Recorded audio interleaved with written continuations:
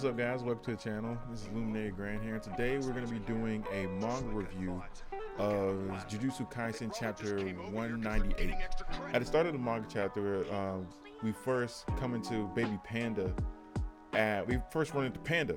Apparently, Panda is now in some sort of baby or childlike form, which is probably a result from his battle with Kashimo. His battle with Kashimo in Chapter 184. At the beginning of the chapter, the first person we come into contact with is Panda, and he's seeing the explosion caused by Kashimo from the last chapter. We also see on one of the panels the hand of Hikari just laying on the ground, and Panda is in complete shock, but no one else is to be found. The first person to come to emerge from the water is actually Kashimo.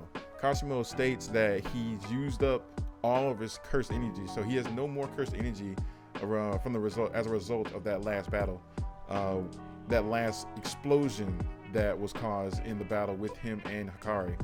And just as he's finishing his sentence of not having any cursed energy, Hikari comes out of nowhere, hitting this man with a crazy behind right hook. He knocks him down to the ground and he's just done. Kashimo is just out of that because he can't defend himself, and he wants to know exactly how Hikari survived that last explosion. Apparently, as soon as Kashimo touched Hikari, Hikari made a binding vow, and his binding vow was to move the cursed energy around his left arm and sacrifice that and move it to the rest of his body. So that way it reinforces the cursed energy around the rest of his body to save him from the explosion, and he just sacrifices his left arm. He's better than me. I don't know if I could have done it, but that right there is just sick to me, that he has that ability. That's not the first time that we've seen a binding vow. I believe that also Maki and Mai, just growing up, they had some sort of binding vow. That's the reason why Mai and Maki have their split differences when it comes to Maki not having any cursed energy and Mai having so little. So it was like a fair trade-off in that sense. But once Hikari explains that he moved the cursed energy from once Hikari explains that he made this binding vow, moving the cursed energy from his left arm throughout the rest of his body to save himself from the blast, Kashimo just says that he's done. He just tells Hikari to kill him. But Hikari says that no, he doesn't want to kill him because he needs the 100 points to implement a new rule into the culling game, which is the whole reason of him being here. And he also says that he doesn't count this as a win, considering the fact that Kashimo never used his curse technique, which is mind-boggling, because I actually thought up until this point that Kashimo was using his curse technique, but what he was actually doing is manipulating the properties of his curse technique. Since it's based, I can only assume that the curse technique is based off of some sort of electric ability. Kashimo also says that he didn't use his curse technique because he can only use it one time, and he wants to save that curse technique so he can use it against Sekuna. Once he says this, Hikari ends up making a deal with Kashimo, and the deal isn't necessarily said, but I can only presume that since Hikari knows Itadori, that he's gonna facilitate some kind of fight between the two. Maybe I don't necessarily know if it'll be just Sekuna being brought out or just Itadori going up against Kashimo one-on-one himself, and then maybe somewhere throughout that fight Sekuna is brought out. I'm not really sure, because I don't think Itadori is gonna let Sekuna out again just randomly, just because of what happened back in the Shibuya arc. But apparently Hikari has some kind of plan in mind. He ends up telling Panda that Kashimo is now an ally, and Panda just doesn't know why. He wants to know what the deal is, and Hikari just says that Itadori has to listen to his senpai, right? So apparently he has some kind of plan. But then he leaves Kashimo with Panda and says he has to meet some people. He ends up meeting Charles. Charles was the mangaka that Hikari just got done fighting in the previous chapters. So apparently they're on friendlier terms now, because they just have a regular conversation, and Charles asks Hikari about his arm. I guess they're on friendlier terms because after they have their little back and forth, Hikari says to Charles that, what's the name of your manga? I'll buy a copy. And Charles just looked at him. He's like, no, you got it all wrong. I'm just new. I'm not actually published or anything. I just like drawing manga. And Hikari just seems at a loss. Like, the face he makes is hilarious because he just doesn't understand. So apparently that sets him off. He ends up kicking Charles, and he gives him good advice. He tells him like to not worry about the issues that already published and established manga could have, just to go home and just draw like there's no tomorrow, because the calling game is going to be over soon. That right there, I think, is a big, to me, it's an oversight on Hikari's part, because he has confidence in this plan. So, I mean, this is their main plan, so he should have confidence in it. But apparently, he thinks it's gonna be over. So he gives Charles the advice to go home and draw, and Charles actually says it's good advice. But then as soon as they end their conversation, Nishimiya comes out of nowhere. Apparently, she's also there. I don't know if her and Hikari had already planned to meet, but she ends up asking Hikari if he's gotten his 100 points yet to implement the new rules of the calling game, and he says he has. So the new rules of the calling game that they want to implement are the transfer of points between players, so that way it prevents the deaths from getting their curse techniques taken away. The second rule of the calling game is to allow players to withdraw from the calling game by using their 100 points, so that way they can withdraw and have another person take their place. So apparently there's gonna be like a swapping of players into the calling game, so maybe they can bring someone who's outside of the calling game into the calling game for support. The third ruling of the calling game is to establish communications between the different colonies involved in the calling game. So they want to establish the communication between the different colonies of the calling game, so they can implement the rule of the fourth rule, which would be allowing entry and exit to each of the barriers of the calling game, so that way they can get more civilians out. So that way not as many people are caught up and sacrificed within this calling game.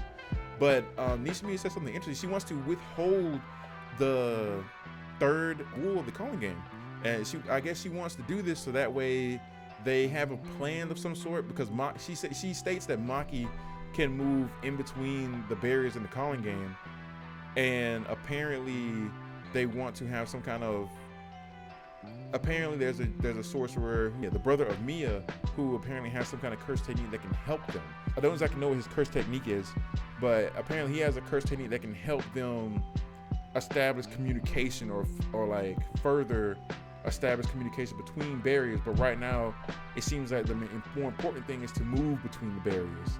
Hikari wants to know, like, why can Mai move between barriers, and she says that Nishimiya says like she can't really say what it is, but Mai's become a monster. And then the panel cuts to Mai just cutting this cursed spirit to pieces. She's just straight up just mutilating this cursed spirit, and she has a smile on her face, which is very interesting because Mai is now in the same position that Fushiguro's dad was in.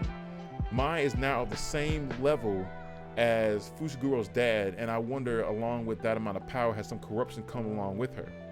At the end of the chapter, after Mai just ends up cutting this cursed spirit to pieces with a grin on her face, and I'm just wondering, is her current state just a trade-off from getting the amount of power she has? Because we know that Fushiguro's dad also was driven, not really mad with power, but he had a sort of sadistic nature to him, and I wonder if that was always a thing, or if it's somehow related to the amount of power they have, being that they don't have cursed energy, but they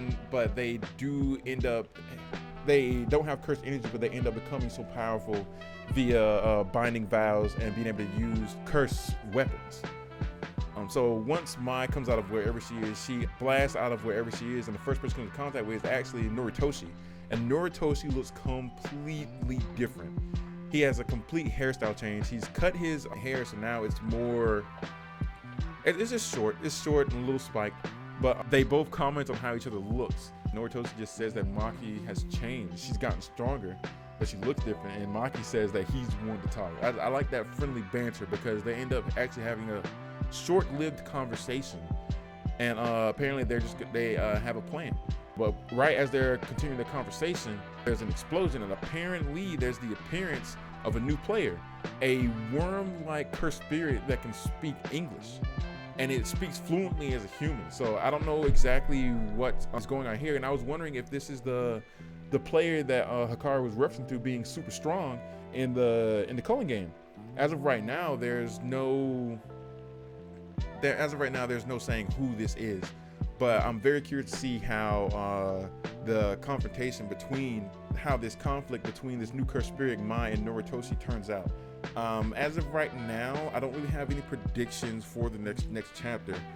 I'm just curious. I don't even know if we're gonna keep going with this event in particular. We might, because we have been jumping around. We might jump to another instance, because we don't have any background on Itadori or Fushiguro since they've appeared. But also Mai is the next introduction of this, since the last thing we saw from her was her slaughtering the Zenin clan. So I'm not really sure how this is going to turn out, but I am curious. The thing I'm the most curious of right now is exactly what Hikari has planned, because there's no way he's just going to let Kashimo and Itadori just duke it out. Maybe Sekuna will be brought into it. Maybe Sekuna will be brought out. He'll just ask Itadori to allow him out. But I just don't see Itadori doing that so easily. After what happened in the Shibuya arc, I just don't see him letting that happen. But maybe for the sake of the calling game, it will happen. The end result does seem like Sekuna's gonna be involved, but I don't necessarily know how.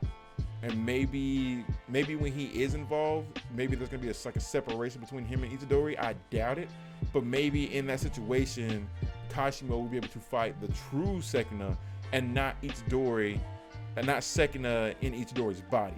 I'm not exactly sure how that's gonna turn out, but I'm very excited. I'm very excited.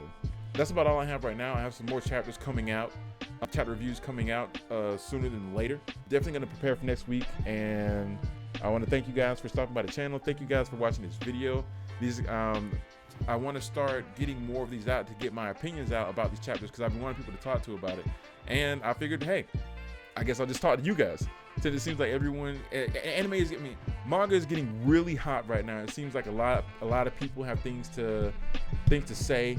A lot of people have predictions and stuff like that. So I really want to hop on this train and see what you guys think. Tune back in for the next one. Thank you.